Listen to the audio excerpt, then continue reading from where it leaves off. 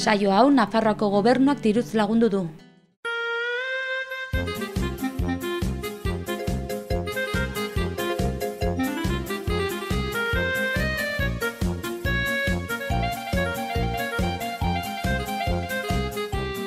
Arratsaldeon eta ongi etorri Sudurgorrira. Umorea, ironia, autokritika eta giza satira batzen dituen saiora.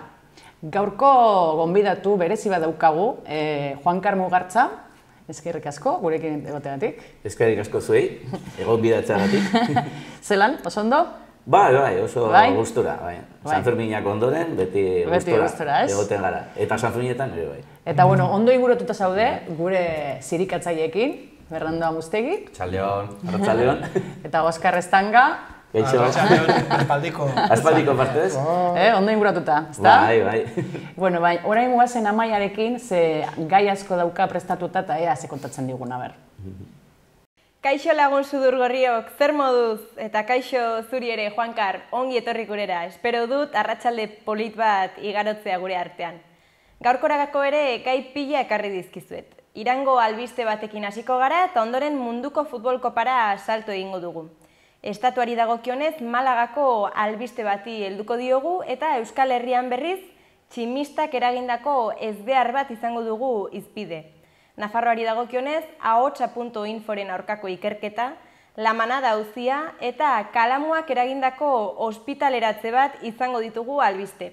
Kulturari dagokionez, nahi eta ez aipatu behar dugu BBK Live musika jaialdi handia. Eta kirolean 1.000ko mendi lasterketa. Bitxikerien tartea ere izango dugu gaurkoan, gainera igeriluekuetako hainbat kontu ekarri dizkizuet. Eta beti bezala, saio amaitzeko asteko irudia izango dugu. Beraz, izango duzue gaur zertaz hitz egina. Ba, bai, Hazen lana, Ni ditxaiz kalamura eta gero ja nahi zabetzen. Kalamuran ja lana, amaitu da. Erdi serio, erdi broma, gaur ere, Bai. Zer aztertu. Bai, dago danetarik, gauza, gogorrak ere bai. Prez hau dezu ere bai, Juankar? Ikusiko dugu. Baina lehen guazen, desiatzen gaude jakiteko zugatik gauzak, eta, Zaragozatik Nafarroa etorri zinen, aman sustraiak bultzatu zituen hona etortzera? Bai. Egia esan, ez dakit, 4 urte nituen etorri nintzenean, orduan egia esan gauzak ez neukan oso... Etorri nintzen ekarri nindutelako, gehien bat. Baina bai, beharrezkoa zen etortzea. Eta bereziki, garai haietan ere bat zeuden Zaragozan ni bezalako beste aur batzuk.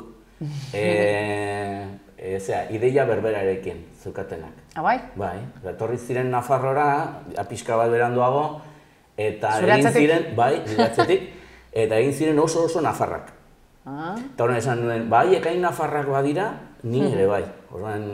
Ikusi nuen, etortzen zirenak denak esku indarrak zirela, eta esan nuen, pixka bat, horrekatu behar da. Eskerrik asko. Orduan Zaragozatar asko etorri ginen, Burgoseko bat ere garai hartan animatu zen etortzera, baina bereziki, Beltran izeneko bat etorri zen, La Pazaran izeneko beste. Bai, dana kontrolauta daukazu, bai, txikitako laguna, parkean, pilarikan. Hor daude. Bai. Kaixo Ana, kaixo Juan Cruz. Ditugu gara bostetan bukatuta. Burgosko laguna ez dugu aspaldi ikusi. Lehenko gunean egon nintzen berarekin, eta oso gustora Madrilen, eta eman diote, Kantabrian ere badu etxe polit bat, bizitzeko. Eta ate birakari bet, ez? Bai, egon zen liburu bat, duela gutxi argitaratua, 37 idazle nafarrek edo eginak, eta horien artean, bazegoen 36, ze bat bazen Zaragozakoa. Horrek ezagutzen zuen ongi, Jolandaren historioa, eta hori, esaten du, horren beste bueltak eman zituela hemen Nafarroan, eta azkenean, izugarrizko abiadurarekin, proiektatu zela zerura, eta esaten du, nolabait Madrid aldera edo, eta nik uste dut ez duela oraindik diru askorik bueltatzeko, baina oraindik ere badago dirua... Nahi aina, ez izango nahi aina. Aurrezten, baina bueltatuko da egunen batean jubilatzera edo ikustera, zer nolako hiri polita utzi duen. Eta Pilarik ati guazen Altsasura. Erkudengo amaren gana.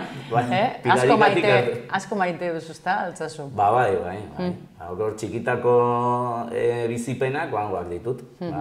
Joaten ginen basora, behin utzi nindut, oso ni banintz lehenguzu-lehenguzinen artean txikiena, eta orduan ni haiekin gustore biltzen nintzen,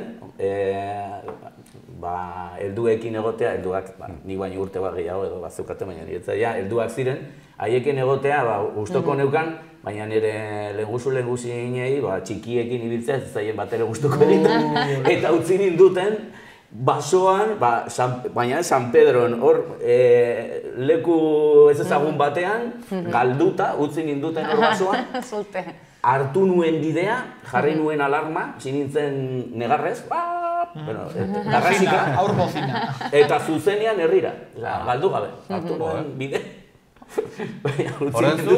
Ni uste ez du jamelingo txistularia bezalako bat zarela, ez? Zaragozatik torri eta bertzatu zure gibeletik. Hori da, basotik herrira. Jamelingo negarlaria.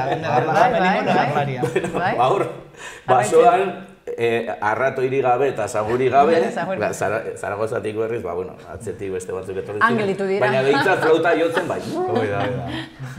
Eta bueno, eta euskara non ikasi zenuen? Bueno, ama zuzen ere, bazen Altsasuko azken euskaldun zarretariko bat, baina Zaragozan etzen euskara handirik egiten, nire aitak etzekin ezer ere, bazen sobradielekoa. Gaur badugu hor zerbitzu geltoki bat, hori autopistan, hori badago área de zerbitzu hori. Segurazki ez dakit nirea den, edo nire aitarena, edo igual familikoarena. Biztanle hoiek dira gehienak, ez? Hau baitzen. Eta orduan, gero oso gazte nintzenean hil ziren, eta horran hasi nintzen, auzoko aekan, auzoko gau eskolan. Eta Milagrosan bizi nintzenez, Milagrosa gau eskolan sartu nintzen. Lehenengo eta behin, eskolan bertan, eskola piotan, apaiz batekin oso famatua zena. Ezin dana esan. Bai, esango dizu. Horrelako izenak gelditzen dira gainera, don ez dakizein. Ez, baina hau etzen aita. Baizik eta erdi diakono ez dakit. Baina entzuna egingo zaizue izena.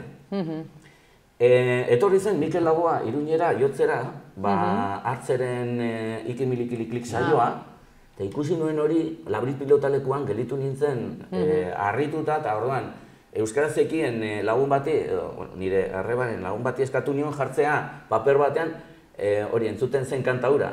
Zuk euskaraz, guk euskaraz zuk zergatik ez. Hori jartzen zen paper batean, zehizpainekien idazten hori.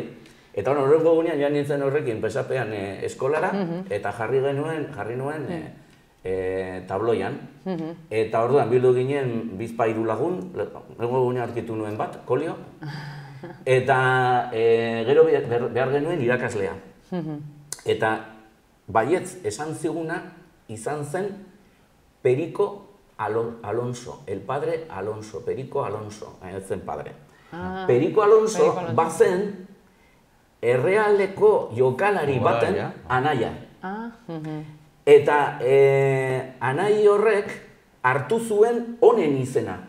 Errealeko jokalaria etzen Perico.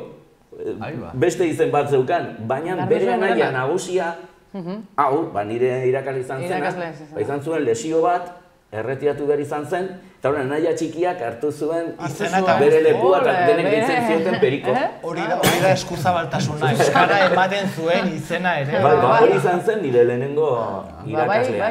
Ez zekien, ez zegoen alfabetatuta, baina bazekien ongi hitz egiten, Tolosaldekoak zirelako, eta anaiak, eta Patxi Altunaren liburu batekin jartzen zuen, euskara ire laguna, baina atxeri gabe eta... Garai hartan igual atxea, ez? Atxeri gabe ez zegoen, Patxi Altunaren liburua. Interesgarria, Zure. Eta gero ja, auzoko gau eskolan. Eta irakasle, non ikasi zenuen? Irakasle, claro, han Milagrosa gau eskolan, horien gero egin zen euskaltegi. Baina denbora hartan, zuk etzenekien gauzan dirik, baina bazenekien ja lehenengo kurtsokoa baino gehiago. Orduan ez zuten eskatzen titulua ez. Nahiko autogestionarioa. Ez autodidaktika.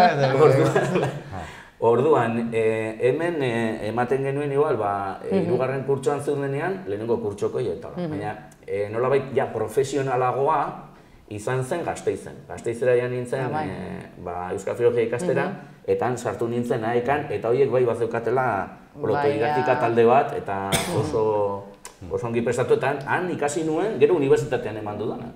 Didaktikari buruz, hor bat zeuden oso jende ona, Iñaki Gaminde, eta bueno, material batzuk oso onak ziren. Eta hizkuntzaren didaktikan oso aurreratuak. Idazlea ere bazara, ezta? Eta zerrek bultzatu zizun idazlea izateko? Bueno, nik betidanik idatzi dut. Eta genuen eskolan literatura ematen zuen irakasle bat oso ona, eta igual ikusten zenuen nota ona jartzen zizula, horri fiska bat akuiatu egiten zizun.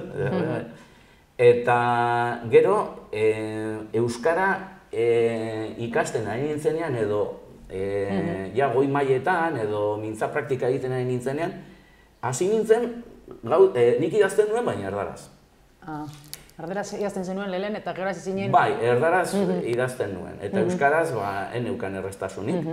Eta orduan, edozein gauza idazteko unean, beti nuen lehenengo hizkuntza zen erdara, eta orduan hasten nintzen edo. Eta esan nuen, bueno, hau nola itzuliko nuken nik euskarara, eta orduan hasi nintzen itzulpenak egiten. Itzultzen nituen nire testuak. Osa, zu zeure buruari itzulpenak egiten? Bai, orduan honela lan egiten duen. Itzuli, zuzendu, idatzi. Denetarik. Nahiko endogamikoa. Bromak eta dena. Barkatu. Nork idatzi du hau. Zaitut ezagutzen, asko aldatu zara. Bueno, eta amaitzeko badaukazu esaldiren bat bizitzarako balio dizuna, gustatzen zaizun esaldiren bat? Bai, hori komentatu zidaten behin ere, zein zen esaldia, eta horren pixka bat ikasia dut. Bai, a ber. Honela ziklo ez zait ateratzen, baina badago bat, horien artean errefrauetan edo esaera zaharretan, esaten duen atxotitzetan, berak esaten du, egik bati goitzeagati. Eta da, izan ezazu pazientzia egonarria garaitzeko. Orduan, zu itxoin, izan ezazu. Hori greziarrek ere Heraklitoak ez dakit dut. Bai, ibaia pasatzen dela beti, ezta? Eta beste batek esaten zuen.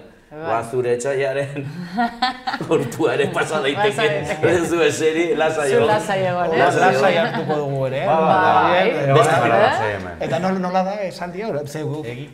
Bai, esaldia bera. Egik bati, eta TH gaina ez dut, egik bati goitzeagati. Egik bati goitzeagati.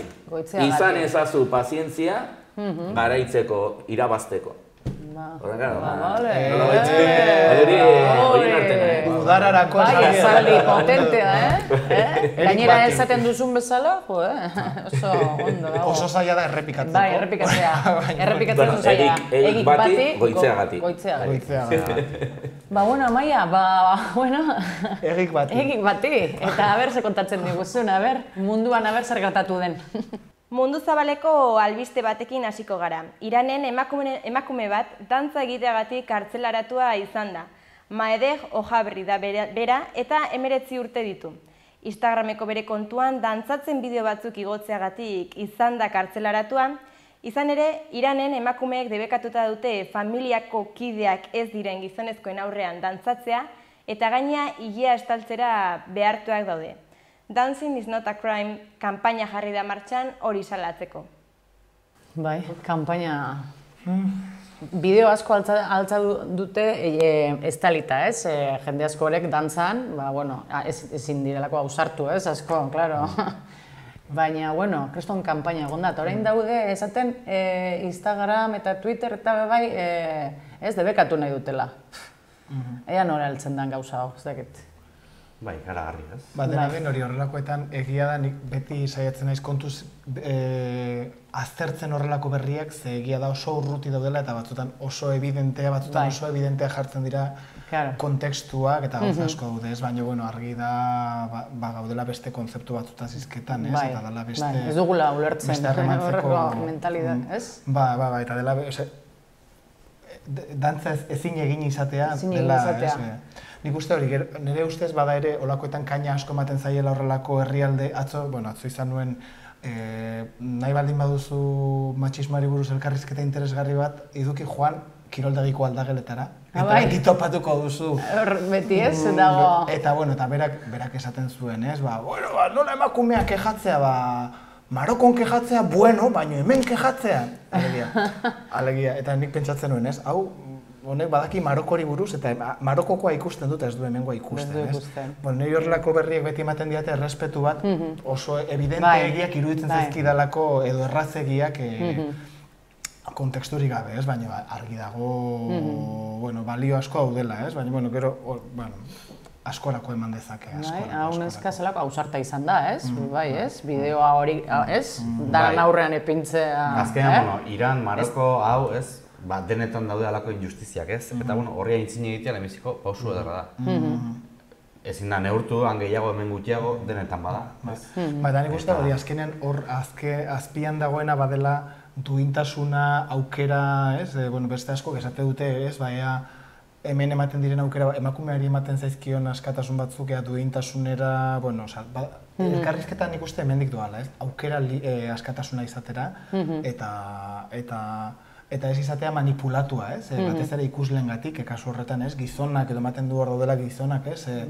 Defendatzen zer den morala eta zer ez den morala, ez? Baina gor dagoen bezala, hemen badaude, dena den hori.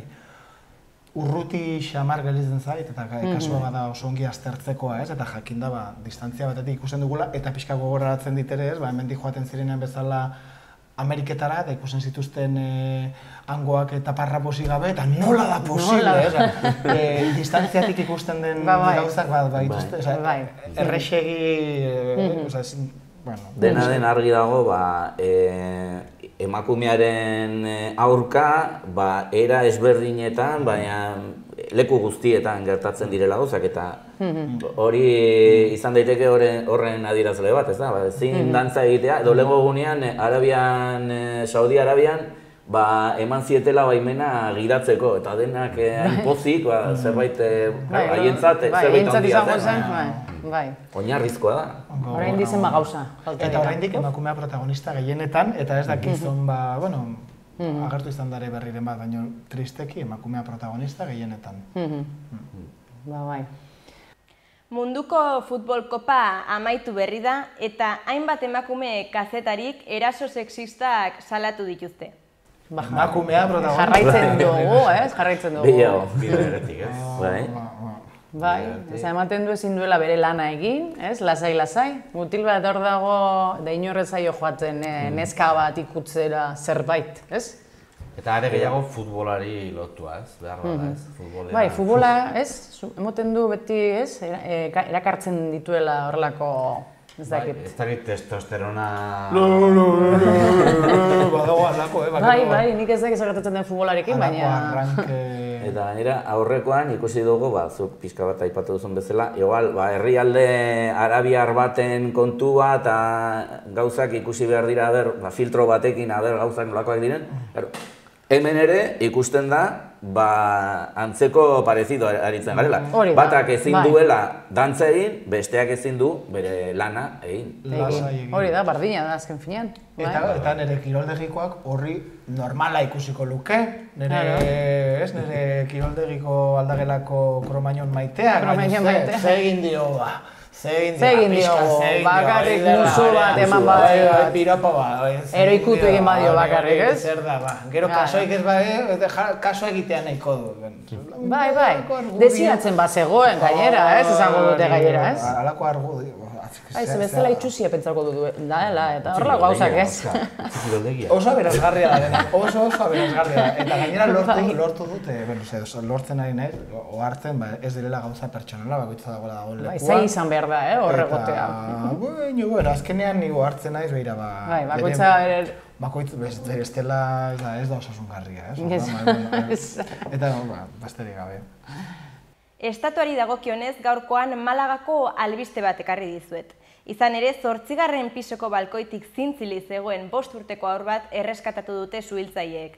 Antza denez, neskatoa giltzapeturik utzi zuten etxean gurasoek. Ni lehenengoko bidar ikusi nuenean pelikula Solo en casa, betzutu baina, zeinik egingo du hau benetan, ez? Horrelako gauza bat zeinik, hemen dago, emakumea ahaztu dela 9. alabarekin etxean. Ahaztu edo ahaztu? Bai, esaten dute ahaztu egin dela, eta... Ahaztu? Bueno, ahaztu ez, atera zela bere 9 seme-alabekin, eta bera pentsatzen zuen 9. hor zegoela, bueno, bederatzi izan da normala. Eta hueltan, bombero, zuhiltzaileak esan, bertan, eta zer ez, zure alaba dago hor, eta nirekin bat dago ez. Eta, suposatzen da, ahaztu egin zela. Bere 9. alabarekin. Nik ere bai. Propio itxi zuen. Bai, itxi bai, baina zu etxetik ateratzen zarenean itxi egiten. Baina itxi esan nahi propio utzi zuela itxita alaba etxe bat. Esaten dutenez, ez diote ezer ere berezirik edo ikerketa berezirik egin, ematen duelako deskuidoa izan. Deskuido bat, ez? Dena den, hartzainon batek izaten ditu ez 9, asko zere ardi gehiago, eta badakitu falta zaien baina bueno. Bai, arraroa da egia zan, baina ez dakit. Egon dira dena den kasuak, igual, batek eramaten duela bere semea edo bere alaba, hori, haur txiki bat, guarderiara, ez dakit joaten zaio pixka bat horre, burua, eta jaten da lanera. Zerbait egin behar delako, eta uzten du umea kotxean. Gertatu izan dira, ez?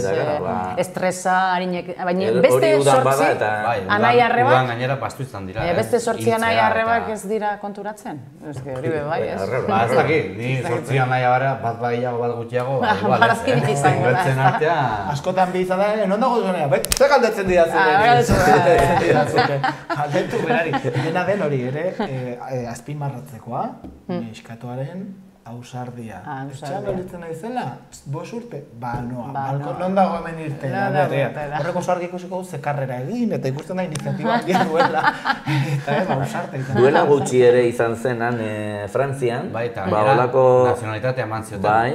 Heroia izan zen. Suhiltzaile honi ez dakit. A ber, zer gertatzen den, suhiltzaile horrekin. Tximistari sekulako beldurra izan dio nik beti, eta orain are eta gehiago. Izan ere, 77 urteko gizonezko bat hilda, Arabako Ilarduia herrian, tximista jota.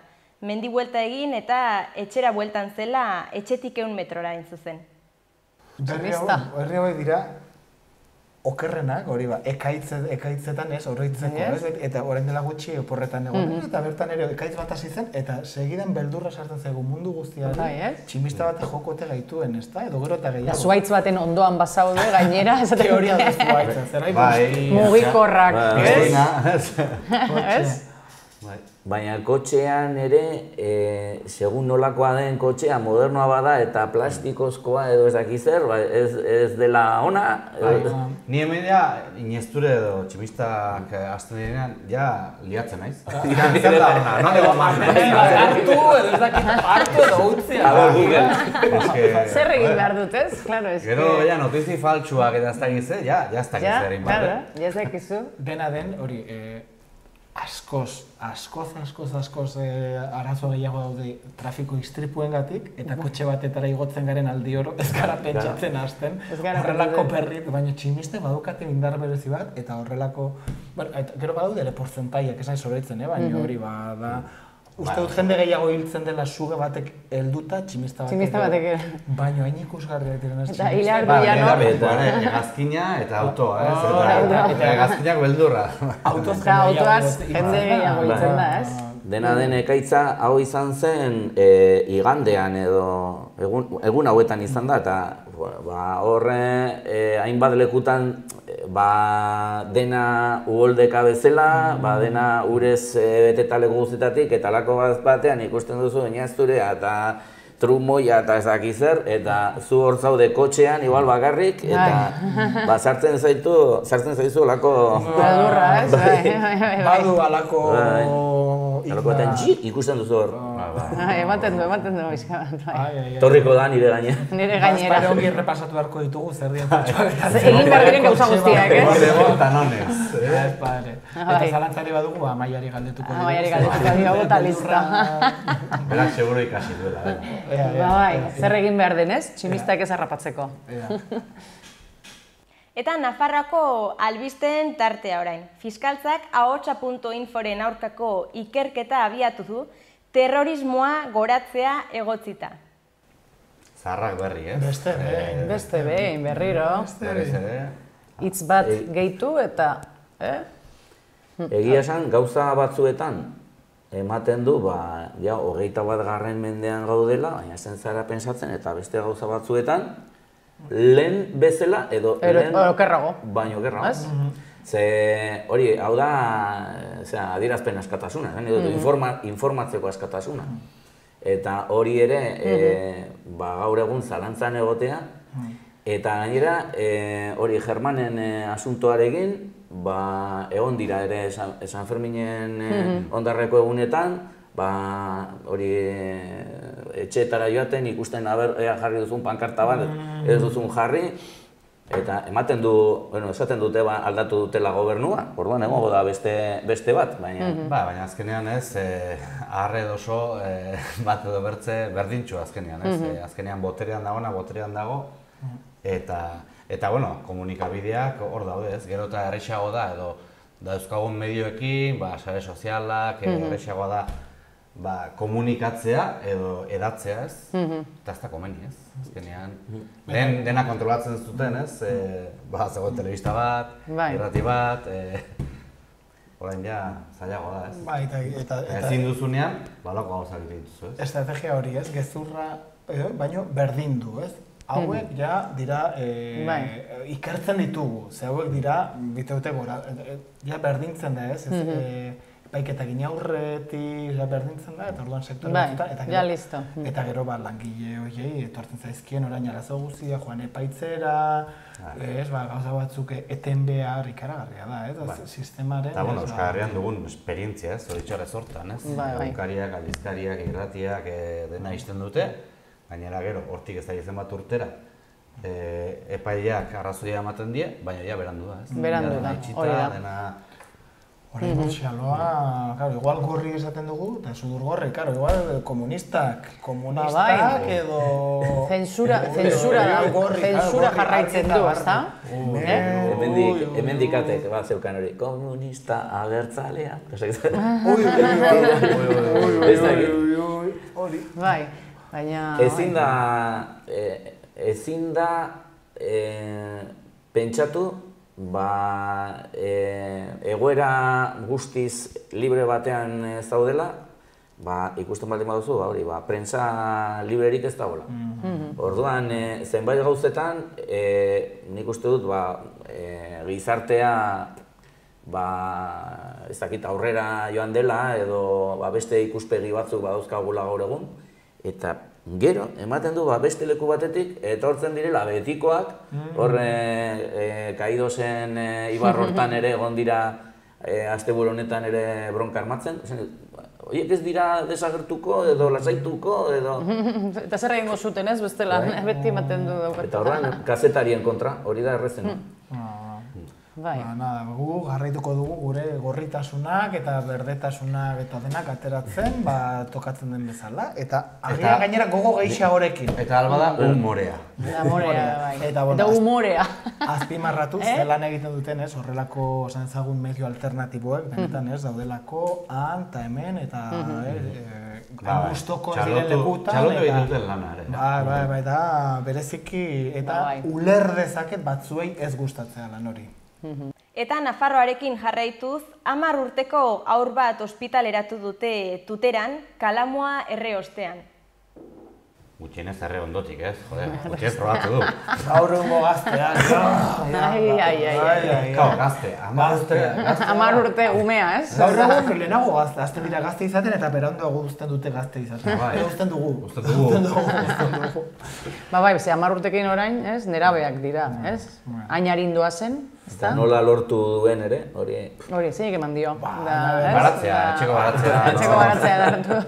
Edo ez daki, oreagan oidorra, hau zer da, venga, baka, Hemen sartzen gara betiko aipatzen dugun hau, ez? Baina drogen superbeldurrean eta gero drogak eta kalamua bereziki oso edatuta daude kaleetan, oso edatuta daude auzo guztietan eta hori, izango balitz 10 urteko ume batek sagardo edateagatik botaka egin du, inork ez luke izan egingo. Eta bardina izango zen. Eta tabakoa zen batek erredute 10 urterekin, asko. Orduan, sartzen gara halako berriro eskandaloaren testu inguru batean eta kaleetan oso ohikoa den kontu batetan, ez? Orduan,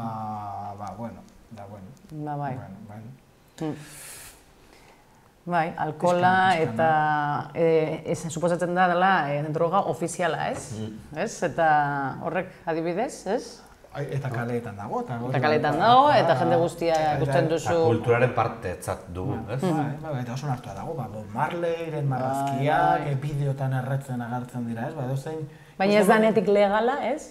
Baina hori, gero, eta pasada, gomendatzen dizuet ikustean ez bait, gaur egungo trap oso modan dagoen estilo bada, halako hip-hop, baina trap, eta hor, agertzen, euskaten milioika eta milioika bizita, eta agertzen dira kantariak, erretzen, eta... Osa normala bezala, ez? Baina nolabait sistemak bultzatzen du, eta uste du, hau, ez? Realitatea hori da, eta gero dago beste aurpegi hori, ez? Beste, baina hau demonioa da, ez? Hori da, eriotza da, ez? Jamaikan eta, hori, aipatu duzu Marley, hemen ere badugu omenaldia, San Ferminetan saltzen aritu diren beltzei. Eta, claro, horre Jamaikan hori da ez droga ofiziala, baizik eta herriarena edo ze rastafariak dira jende zea, jende arrunta. Indian ere, ez? Erretzen dute kalamua, aztetek eta... Bai, leku askotan, ez? Txarrena da igual, erabilera txarra egitea, ze beste alde batetik badu bere onura terapeutikoak eta... Horrelako berriak arriskutsuak dira indartzen dutelako hori, satanizazio hori, ez gainera hori badan lotu kalamua eta 10 urteko ume bat eta ospitalan. Bai. Komunikabideak ere, bai, indar handia daukate. Hamburguesa jateagatik bat baino gehiago tripako minez ere joan da ospitalera. Kulturaren tartea orain. BBK Live musika jaialdian jendetza bildu da Kobetamendin. Noel Gallagher, Gorillaz eta Ane Guria izan dira parte hartu duten artistetako batzuk. Esan didatenez, Oscar atope ibili da kontzertu guztietan. Zesasoia, ez dut gezurrik esango. Taldeak ez nituen ezagutzen. Eta hori bada adinaren ondorio bat, ez? Orain modan Noel Gallagher. Bideiarik izakazenean. Noel Gallagher. Oasisekoa, ez da? Gallagher, hori da oasisekoa edo bere semea? Uartekoa. Uartekoa. Mendian goian metzat heldu zen, ez? Bera, anai biak horrek eukizuten arrakazta orain dela hanbeste denpora, baina nik ez nekien orain jarraitzen zuela bietatik batek. Zu ziur joan zinela gehiago gaztetxoak eta joaten diren. Ni joan nintzen Ane Guria ikustagatik. Hori da. Ane Guria da Bilboko rapera bat. Horra, bai. Bueno, nik uste eta euskaraz eta ere egiten dutena, baina oraindik hor raperoak eta bertsolariak badago ez, halako zubi batzuk egiten ari dira, baina oraindik raperoak oso rapero, bertsolariak oso bertsolari, baina Zer, egin zenuten borroka bat esaten dan bezala rap bertso... Egin genuen, hori ez da eramaten, orain egiten da elkarlan bat. Elkar proiektu bat, anai arrebatze prozesu bat, eta bertan bakoitza besteari jakinduriak, eta gero Gallagher etorri zen da, badakik euskaraz, pues nada. Eta, bueno, sentitzen du, baina daude gauz batzuk, ez, hori, ez, badakizu edo, bueno, oinarrizkoak, ez? Oinarrizkoak, eta, bueno, gero... Segurazki BBK Lifeen oinarria euskara izan entzen, no? Euskara, ziur bai. BBK bizi, ez? BBK bizitza, izan behar Da ze, mendian gero bera bajatzeko galdu zinen, menditik berutz. Ez? Eta igotzeko gutxiago. Aldapan gora. Alegia, zintzen joan, baino egon banitz bezala. Bai, bizitu duzu bentsat bardi, Live. Jakin behar da ez, hori idazleek eta jakin behar da irudimena, lekua, personaia. Irudimena, garrantzitsuena. 100.000 eta Goierriko bi handiak mendi lasterketak bertan bera utzi dituzte ekaitzaren eraso latzak direla eta. Hori dela eta 884 atleta ebakuatu behar izan dituzte. Ilarduiatik ekaitza joan da bertara. Tximistak ez ditu harrapatuko. Azukan aukera, 100 aukera. Hor harpatzea aztarrexa, lasterka garen direta. Zein izango zeinariago joango zena? Tximista ero beraiek? Korrikan. Ni baino harinago dugu apostu, hemen Euskaldunen. Iniesture tximista edo... Zein izango zeinariago, azkarrago. Baiet 100.000 egin zutorri baino lehen. Zu baiet zutorri baino lehen. Arreta ditzen dit hori, ebakuatu egin zituztela, nik uste duen beraiek bere kabuz, ez? Euri asko egiten duela, baigeri, triatlon. Eta listo, hori da, ez? Niri olako lasterketak mendian eta nik ditut ulertzen. Duela ez daki zenbat urte, ez ditute zenbatuko, egin ziren Euskal Herriko lehenengo, edo Euskadiko lehenengo jokuak edo. Eta saria ematen zuen Manuel de Irujok, bizirik zegoen garaia hartan. Eta guri egokitu zizegun egitea lehenengo martxa erregulatua.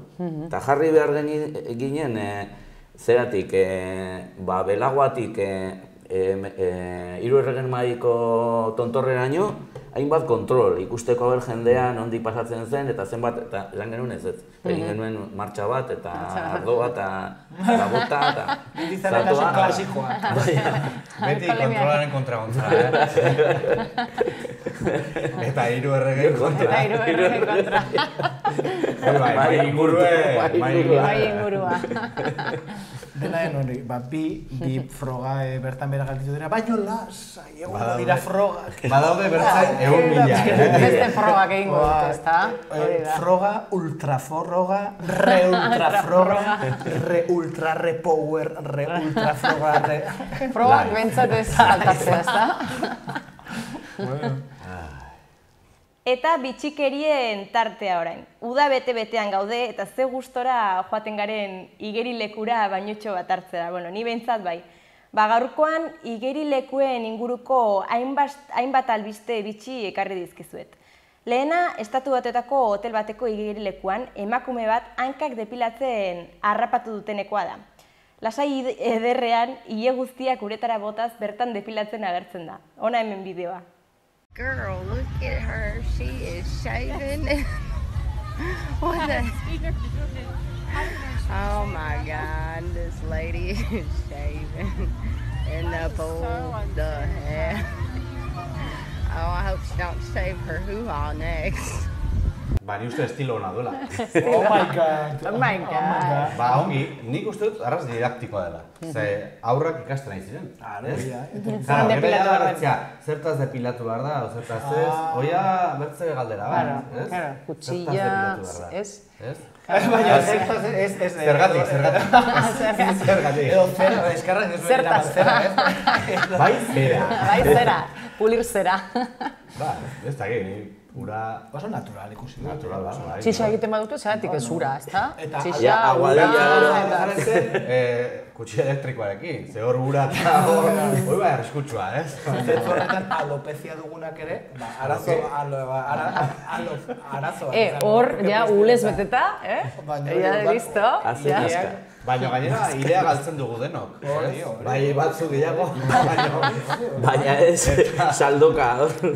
Eta gaia horrek ez zen hila honitz. Egia da. Hainbeste eskandalo. Hainbeste eskandalo. Eta haur guztiak inguruan. Ikasten.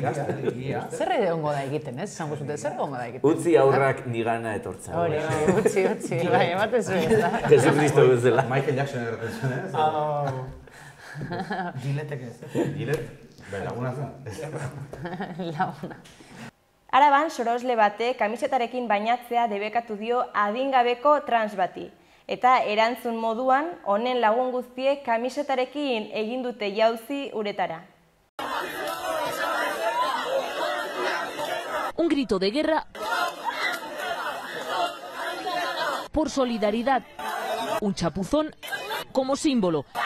Estos 60 adolescentes se bañaron con camiseta en esta piscina de Álava para apoyar a un compañero. El chico es transgénero, está en proceso de cambio de sexo femenino a masculino y por eso quería cubrir su torso. Pero bañarse con ropa de calle no está permitido. Lagun honak, ezta?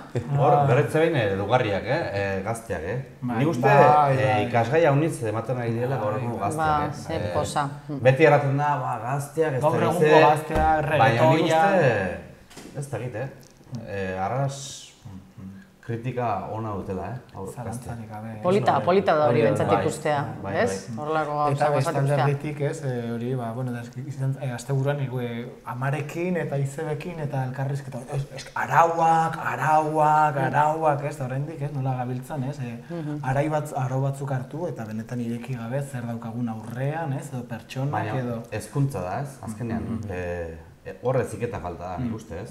Zuk uste? Soroslearekiko. Soroslea, bai. Bueno, orokorrean jendartea, Asunta soroslea da, baina hor, ez?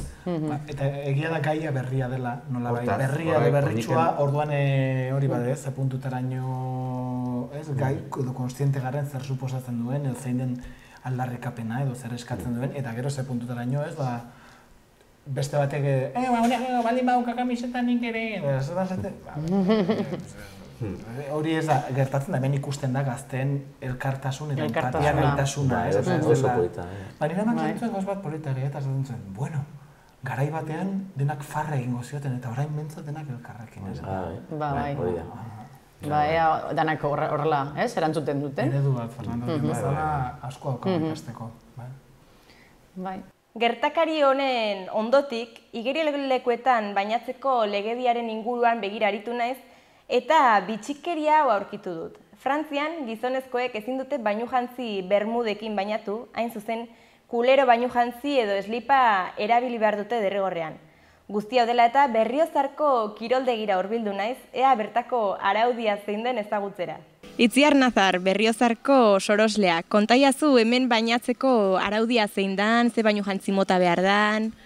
Bakizu azken aldi honetan baudela geroz eta arazo gehiago edo geroz eta kritika gehiago jantziera negatik eta horrela. Eta bueno, hemen errespetatzen da gehien bat Nafarroako legedia. Nafarroako legediak esaten duena bada Nafarroan piztinek bakizu hondartza ere badutela, batzutan ez da oso ongi ulertzen, baina piztinen ondoko belardia ez, baldosak duen hori. Horri hondartza deitzen zaio, hori niretzako berria da, Eta orduan, hondartzan bakarrik sorosleak egon gaitezke kamisetarekin edo jantzita. Bestelako jantziak guztiz debekaturik daude, Nafarroko legediaren arabera, eta gero piztina bakoitzak baditu bere lege ezberdinak edo horrela. Hemen normalean jendeak ekartzen baldin badu bainatzeko arropa eta horrela ez dago arazorik. Gero, beti daude burkiniak direla eta edo orain modan daude bainu jantziora lusteak, mutientzako eta baitan eskintzako ere bai. Eta horiekin normalean ez dago arazori, bai eskatzen da batzutan ikusten baldin bada igeri egiteko arropa dela ez dago arazorik. Burkini egin eta normalean eskatzen dugu igual besterik gabe abisua ematea ez. Norbait etortzen baldin bada guri zerbait galdetzera, baimena baldin badute. Gurez izateko arazori, baina bueno. Oen bolo-bolo da bilen gaia da, ze Gasteizen, Araban horratera da bideo bat, saiatu zela trans bat sartzen kamisetarekin, sorosleak ez ziola utzi, hemen kasu horretan gauza bere gertatuko zen? Hemen gertatzen dena da, normalean ez baldin bada eguzkiarekin arazoa dutela edo besterik gabe, erret daudela edo horrela, eskatzen duguna da normalean etortzea kamisetari gabe, baina horrelakoetan baimena eskatuta beti ematen zaio. Baina hori bai eskatzen duguna da hori komentatzea, besterik gabe edo erretan nago edo bada arazoa edo ez da arazoa, baina baizik eta gaur kamisetarekin etorri naiz, hotza dakadalako. Gurekin komentaturik normalen ez dago problemarik. Problema dago zuzenean sartzen baldin bazara piszinara, orduan bai, galdetzera bintzak janen gara. Ea zergatik edo zer dela eta edo...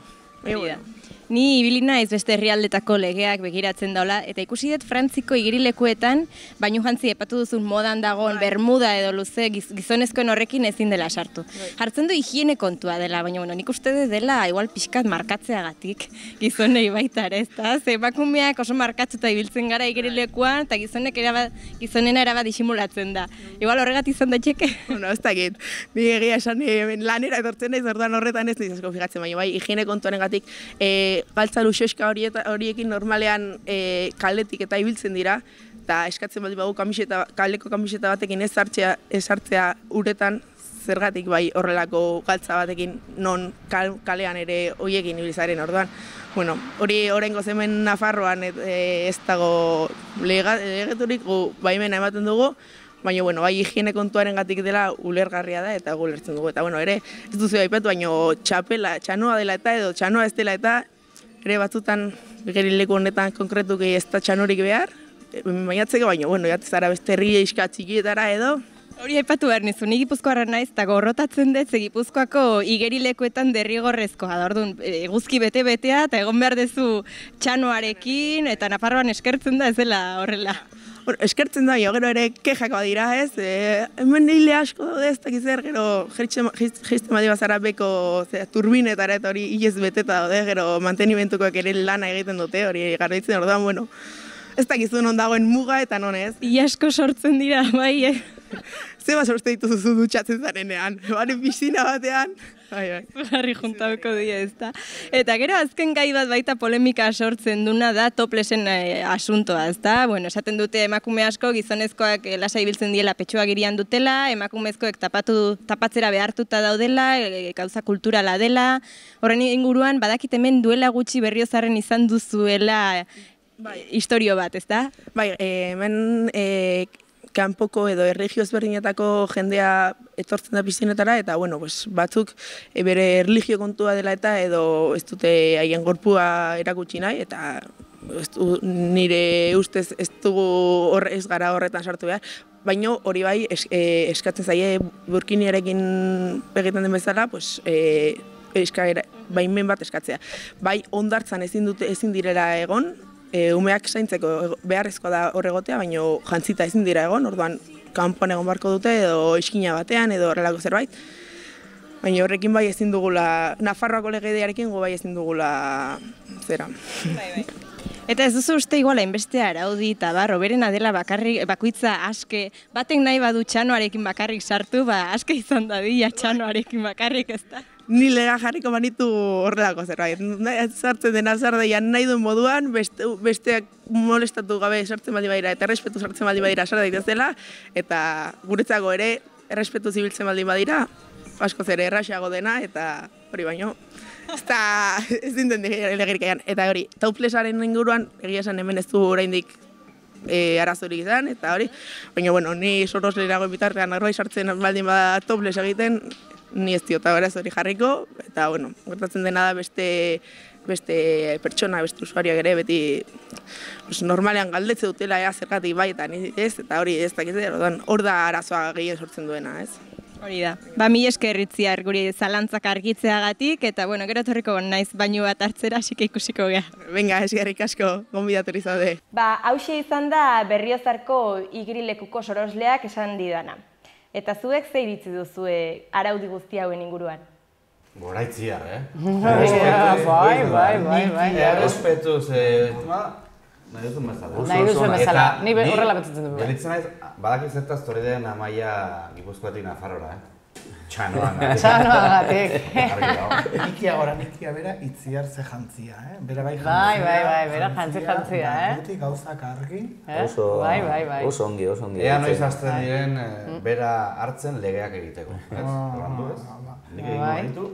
Eta Arabakoarentzako ze eredu alegia baimena eskatzen baldin badu norbait, bere egoera azaltzen baldin badu, alegia erretan hau. Edo ze gauza, edo hau dut, hitz egin, gauza da hitz egitea eta bentsatez. Arabako sorosle horrek igual bere lana ongi egin nahi zuen eta ongi egin du. Araua dago betetzeko bete behar denean. Eta esaten da legea egiten dela pertsonarentzat eta ez pertsona legearentzat.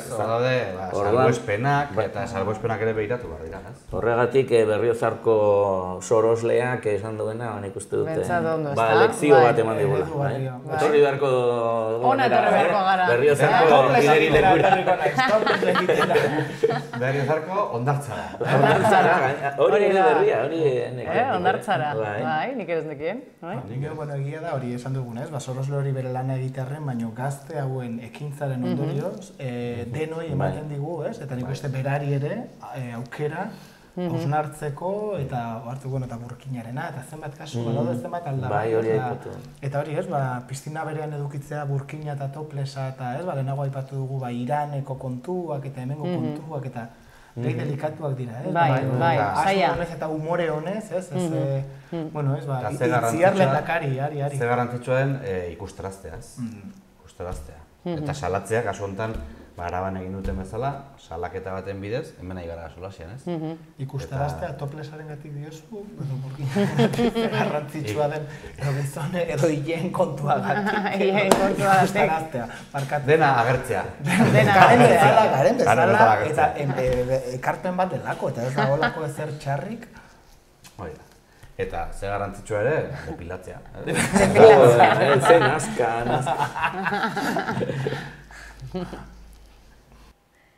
Eta amaitzeko asteko irudiaren txanda da orain. Obamak eta Felipe erregeak elkarrekin bisitatu dute Reina Sofia museoa eta Picassoren Gernika kuadroaren aurrean agertzen diren unearen argazkia ekarri dizuet. Izan zuten elkarrizketaren hainbat parodia egin dira Twitterren. Begira, Barak. Hau Gernika da. Herria ez, kuadroa. Gerraren eta frankismoaren izugarrikeriaren kontrako ikurra. Baina Franco ez altzuen bazure aita hautatu Frankoko ordeko? Xili. Zuze, ez altzen dituen zazpi herrialde bombardatu, tala ere bakearen Nobel saria ematzen zuten? Bueno, ope Urdai Azpikoaren museora joatea. Bai, hobe. It's good. Oso ondo, ona. Bai. Obama eta erregea hemen zeudela zirudien. Zirudien, bai, ez da? Euskaltegitik pasata. Gernika. Oian eder somatzu dutik hemen, Bai, hemen euki ditugu, ezta? Irugarren zelako gauzak azbatzen dute Twitterren, irudimena itzala daukate, bai, ezta? Ni seguro nago elkarrizketa holako zerbait zela, ez? Hau zer da? Zergatik txuri beltzean? Ez zegoen kolore asmatuta. Txuri beltzean, beraiek ez, txuri beltzean. Bai. Koloretako telebista igual, oraindik nola ez zegoen asmatuta. Garai hortan. Garai hartan. Margoak ere. Frankismoko, txuri beltza. Eta galdera hau da, zein izan ote zen benetako elkarrizketa? Eta Picassok nondik hartu zuen Gernika margotzeko ideia? Hori bai beste galdera garrantzitsua. Ez aldator zinematik? Hortxe utziko dugu. Eta nahi ezin dugu, zari. Gernika, zergatik ez dago Gernikan. Hori da, ni Gernikan jaio nintzen. Eta Gernikan egon behar zen. Egon behar zen, bai. Zergatik dago Feliperen amaren museoan. Ba, lagun Sudurgorriok, hause izan da guztia gaurkorako prestatu dudana. Juankar, ongi izan, eta beste bat arte, eta zuek lagunok hurrengo astean ikusiko zaituztet. Txintxoak izan. Agur, Amaia. Agur, Amaia. Ondo ebili. Bueno, eta orain guazen postrera. Postrera. Irudi bi ikusiko ditugu. Eta, postre bat bezala hemen daukagu. Bomboiak, ez? Bomboiak. Gozoegia geritzela batzutan postre. Hor daukagu, aitzurtzen.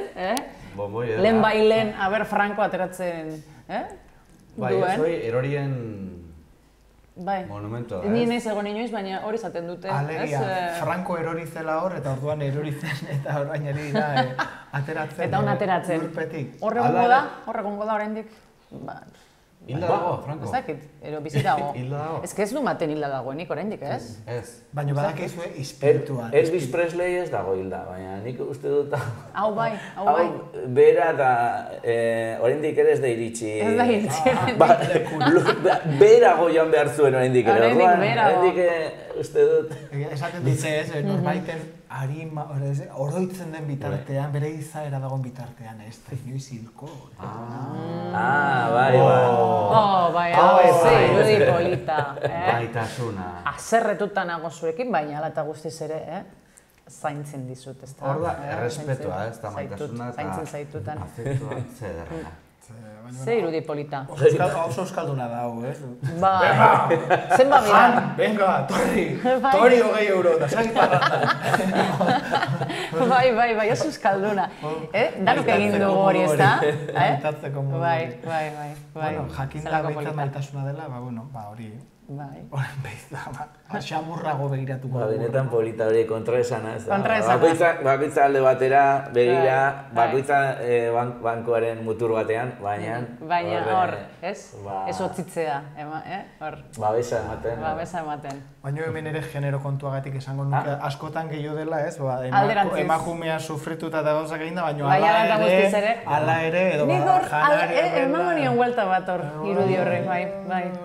Empiniko nion emakumeari hor aterkinarekin, bai. Askotan, ez? Aserretzeko arrazoiak, atzo gimnasioko lagun famatuak eroten zuen bezala, ez? Bani ez nago, zerre, ni ez nago, zerre, egun ematen elkarrizketa esakituz gauden, Bueno, eta amaitu dugu ja gaurko saioa. Eskerrik asko, Juankar, gurekin egoteagatik. Gustura egon zara? Bai? Nik uste dut hau dela nire etorkizuna. Oso ondo. Eta bueno, eta zuri bai eskerrik asko, gurekin egoteagatik. Esker aguantatzeagatik gure ekarpen. Eta bueno, eta batez ere, zuei, gurekin egoteagatik, eta espero dugu ondo pasatu zuela, eta hurrengora arte.